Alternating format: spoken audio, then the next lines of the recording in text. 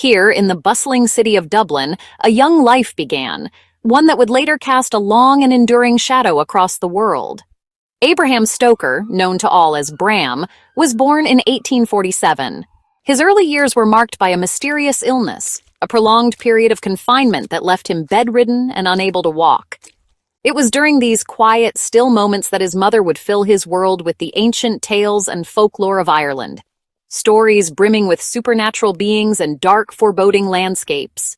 These seeds of myth, planted in the fertile ground of a young, imaginative mind, would lie dormant for many years, waiting for the right conditions to germinate and grow into something truly extraordinary. This period of youthful frailty, though challenging, may have been a crucial formative experience. It forced the young Stoker into a world of observation and listening, where the power of a well-told story became paramount. When he finally recovered, seemingly miraculously, he embraced life with a remarkable vigor.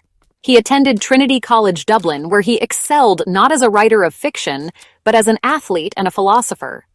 He was a creature of immense energy, a man who seemed determined to make up for lost time, throwing himself into the social and intellectual life of the city with an almost boundless enthusiasm. His path did not immediately point towards the Gothic spires of literary horror.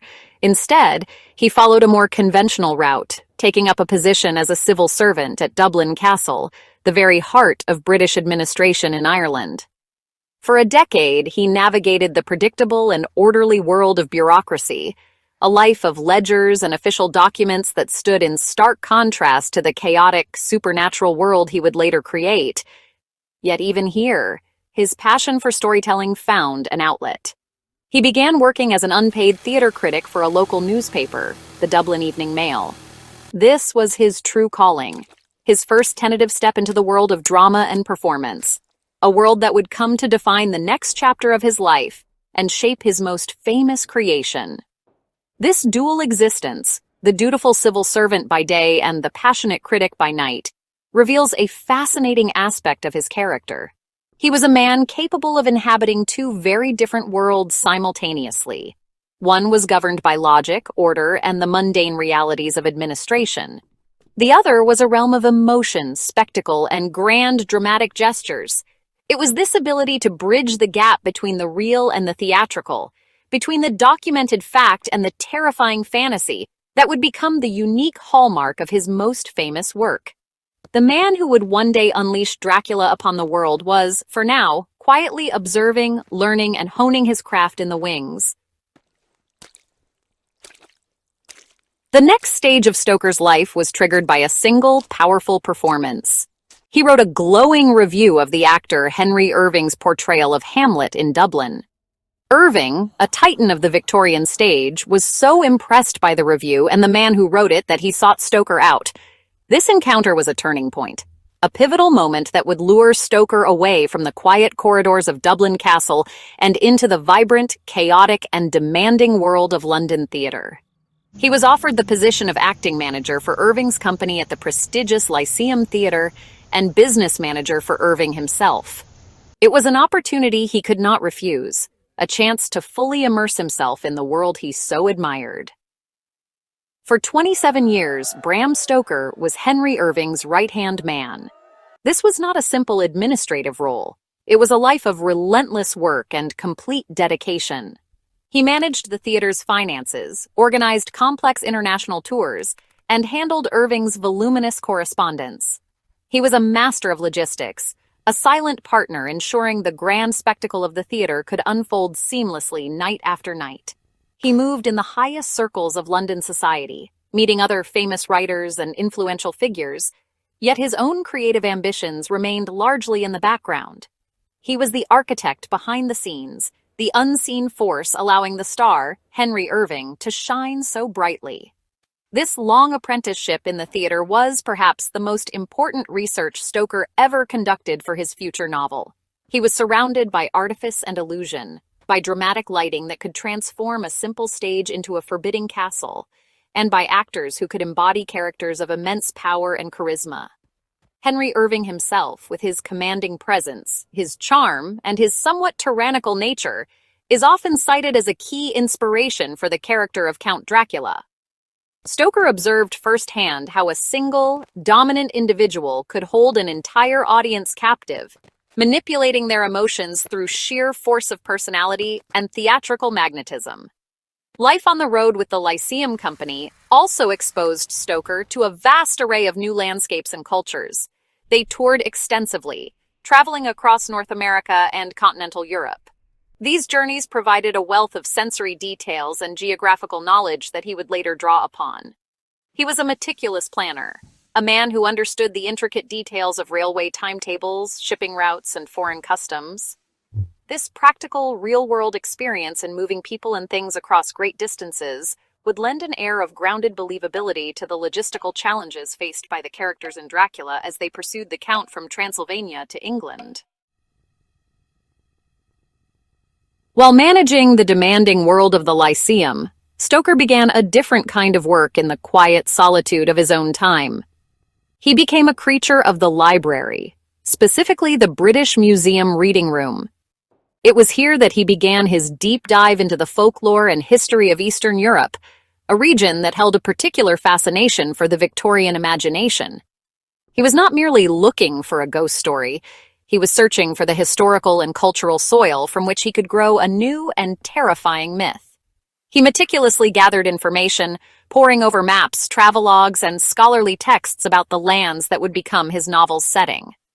His research led him to accounts of Transylvania and the Carpathian Mountains, a land described in the books he read as a place of dramatic landscapes and deeply rooted superstitions. He discovered the name Dracula in an old history book, learning of a fearsome 15th-century Wallachian prince named Vlad III, also known as Vlad the Impaler. While this historical figure was a brutal warrior, not a vampire, his reputation for cruelty and his patronymic Dracula, meaning son of the dragon, provided the perfect resonant name and a kernel of historical dread for his fictional aristocrat. Stoker masterfully blended this historical fragment with the supernatural. The vampire myth itself was not his invention. Stories of blood-drinking undead creatures had existed in European folklore for centuries. Stoker studied these legends, gathering the disparate threads of vampire lore, their aversion to sunlight, their ability to transform into bats or mist, their need for their native soil, and their hypnotic power over their victims. He acted like a naturalist, carefully selecting the most compelling and terrifying traits from a wide variety of species of myth. He then codified them, weaving them together to create a single definitive predator with a clear set of rules, strengths, and, crucially, weaknesses. This careful research was then combined with his unique narrative strategy. Stoker chose to tell his story not through a single, all-knowing narrator, but through a collection of documents, diary entries, personal letters, ship's logs, newspaper clippings, and even phonograph recordings. This epistolary format was a stroke of genius.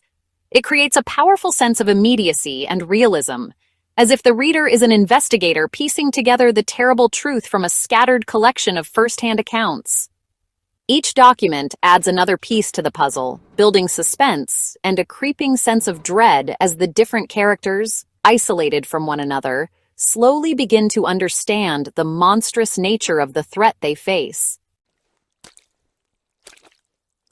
When Dracula was published in 1897, it was not an instant runaway bestseller. It was, however, recognized by critics as a genuinely frightening piece of work. In an age of scientific progress and rational thought, Stoker had tapped into something primal and deeply unsettling. The novel's horror was not just in its supernatural elements, but in its invasion of the modern world. The Count, a relic of a superstitious feudal past, arrives in London, the very center of the British Empire, using modern means like steamships and railways. He is a predator who walks among them, a threat to the scientific, social, and even moral order of the Victorian era. The novel's power lies in this collision of worlds. The protagonists must fight this ancient evil not with superstition, but with a combination of modern knowledge and ancient lore. They are doctors, lawyers, and scientists who must turn to crucifixes, garlic, and wooden stakes to defeat their foe. This blend of the rational and the supernatural made the threat feel both ancient and alarmingly new. The terror was amplified by the way Dracula targets the women in the story. representing an attack on the Victorian ideal of domestic purity and family. For its contemporary readers, it was a profoundly disturbing and effective horror story that preyed upon the anxieties of a rapidly changing world. It was not until the 20th century, particularly with the advent of cinema, that Dracula truly became a global phenomenon.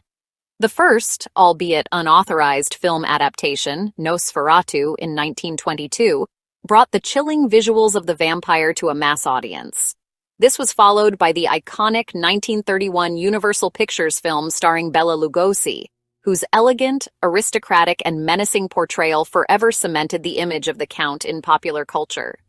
From that point on, Stoker's creation has been endlessly reinterpreted in films, television shows, books, and plays around the world. The vampire has become a permanent resident in our collective imagination. Today, more than a century after his death, Bram Stoker's legacy is secured by this single, remarkable novel. He wrote other books, but it is Dracula that has granted him literary immortality. He took a scattered collection of European folk tales and, through meticulous research and a unique narrative structure, created the definitive vampire. He crafted a monster that is not only terrifying but also complex and strangely alluring. A dark predator that continues to evolve and adapt to reflect the fears of each new generation. The quiet civil servant and dedicated theater manager from Dublin succeeded in creating a shadow that has stretched across the globe, a timeless story that proves the most enduring creatures are often the ones that live in our imagination.